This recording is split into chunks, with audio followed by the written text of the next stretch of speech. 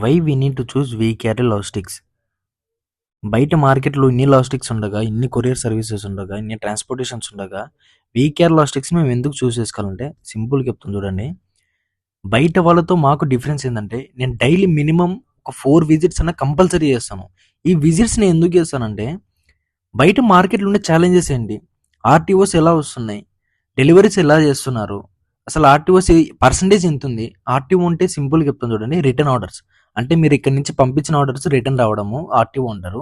అవి ఎంత పర్సెంటేజ్ వరకు ఉన్నాయి? మాక్సిమం ఎవరన్నా ఒక షిప్‌మెంట్‌ని పంపించాలంటే అది రిటర్న్ రాకూడదని చెప్పి కోరుకుంటారు.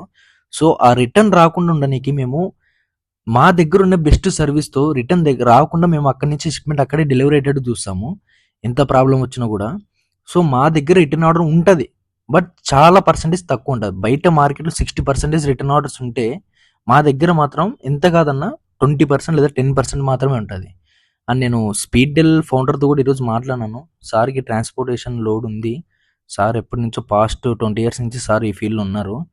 సారు స్పీడ్‌డెల్ ఫౌండర్ కూడా. సో, సార్ దగ్గర కర్నూలుకి లోడ్ ఉంది. సార్ ఇస్తా అని చెప్పారు. ఇంకా నెక్స్ట్ మార్చ్ 5థ్ కల్లా ఐ థింక్ కర్నూలు లోడ్ తీసుకొని వెళ్ళిపోతాము. సో, మీ దగ్గర ఏదైనా కర్నూలు లోడ్ ఉంటే మాకు జస్ట్ స్క్రీన్ పైన కనిపిస్తున్న నెంబర్‌కి లేదా బయోలో కనిపిస్తున్న నెంబర్‌కి ఒకసారికి కాంటాక్ట్ అవ్వండి. Thank you.